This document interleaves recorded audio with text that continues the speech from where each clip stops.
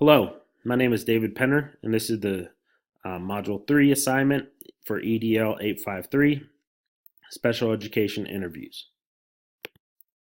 For this assignment, I had to interview three people from our staff. One was a special education teacher. His name was Kevin. He has over 13 years of experience as a teacher, working for Butler County Co-op, and he is the head special education department at Rose Hill High School, and he is also the education or special education science teacher as well. I also interviewed my assistant principal, Aaron, who has over 15 years of teaching experience and is going into his 8th year as an administrator. And finally, I had the chance to interview a paraprofessional by the name of Pat, who has over 10 years of experience as a paraprofessional and has worked in all classes, but is currently in one of my science classes for one of my students. First thing I asked them was how we go about the child find procedures, which is identifying kids that would classify as being special education or part of the special education program. All three stated that most of this is going to take place prior to coming to high school. Kevin said about 90% of all the students will be identified anywhere from preschool to intermediate school. However, there are some students that may move into the district and be identified later, or just ones that slip through the cracks. He said usually those people will meet with the school psychologist and go through the evaluation process there. Aaron reiterated the same thing, said most of this will take place prior to coming to the high school. However, he said that it's usually teachers or counselors that are going to be the first to identify a student that is of need.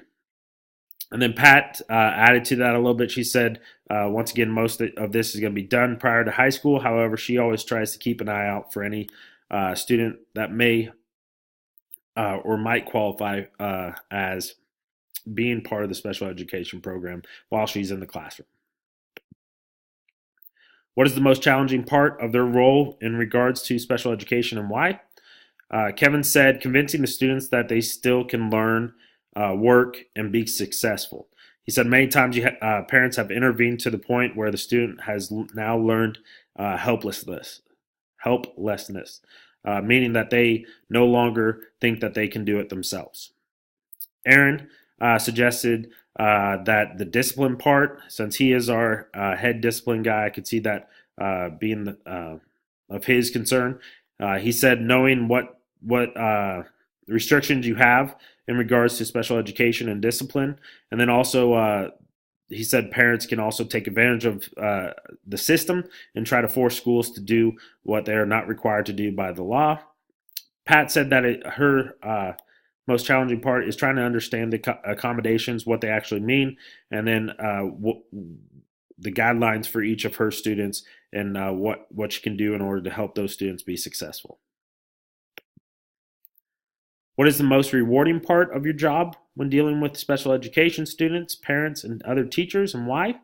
Kevin said it's the aha moment when that light bulb suddenly clicks on for the student, or when they come to his classroom and share something they've learned from another class as well.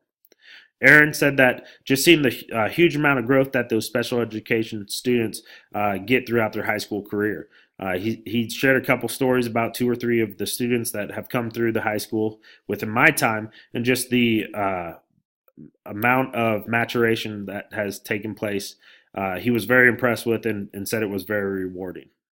Pat says when the student finally gets that aha moment, even after trying to explain it several different times, when they get that finally have that clear understanding, she said it's worth it every time. What advice do you have on the supervision of special education staff? Kevin said on his behalf, he is in charge of supervising the paras. He said it's hard to find people who actually care about the students and their learning.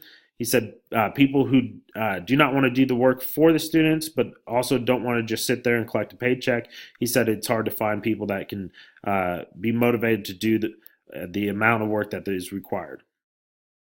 Aaron said open communication is big. He said we rely heavily on the special education teachers that we have to oversee the paras and to make sure that us as teachers are following the legal IEPs and student accommodations. Because if not, then there's a big lawsuit just waiting to happen.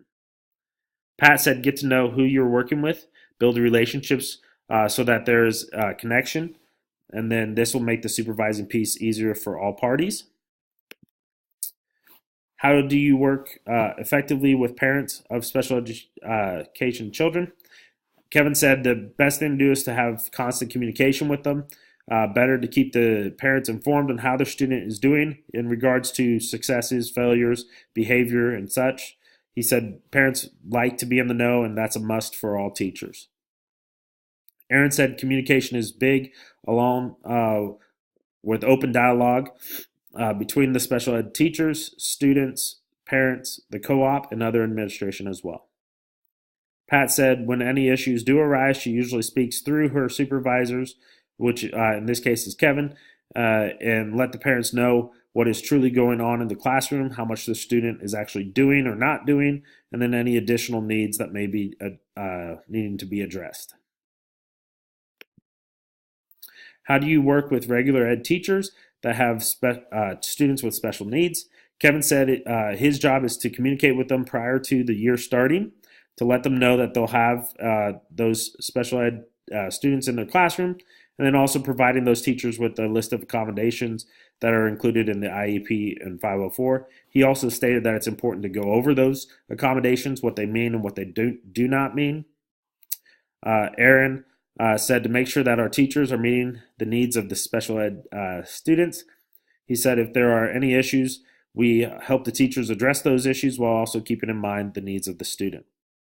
And then Pat said she usually gets with the teachers at the beginning of the year, lets them know that she will be in their classroom, what her role is in the classroom, and then she said usually that helps with the whole process, helps ease the nerves of a teacher, and then also helps with building relationships with that teacher and the students that she's going to be there to serve. What advice do you have for a first-year administrator? Kevin said, get to know your staff and students. He stressed that very much so in his responses. He said, build relationships with both groups. That will make it easier on you as an administrator. Aaron said, no class will prepare you for what you will face. Make sure you know the board-adopted handbook and build positive relationships with the students and staff. Don't take anything personally because you'll get criticism from everywhere. And Pat said build relationships with everyone, including the students, teachers, staff, and co-op and paras as well.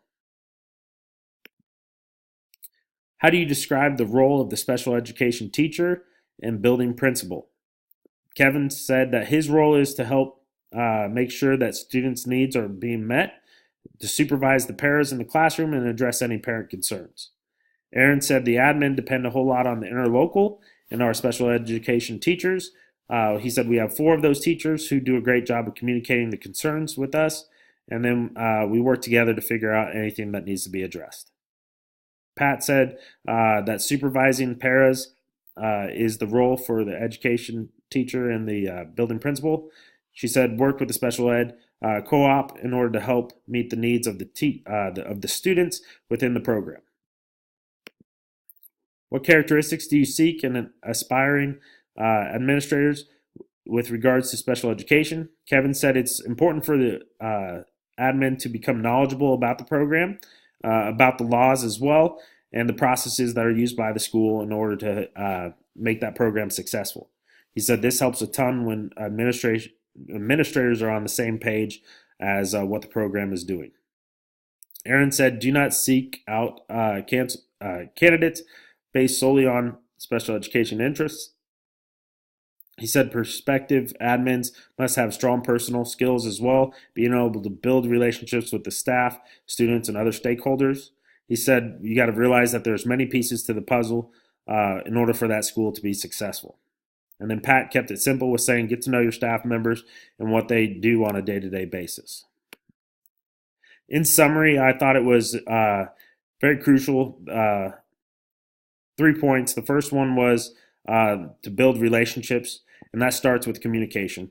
Communication between all groups.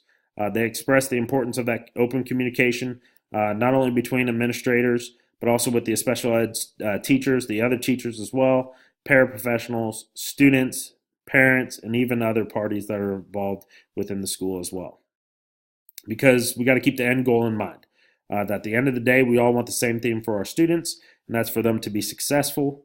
We got to be willing to work with others in order to make this process happen, but also keep in mind that student success needs to drive our decision making as a school and as an administrator as well. Thank you for watching my video. I hope you enjoyed it.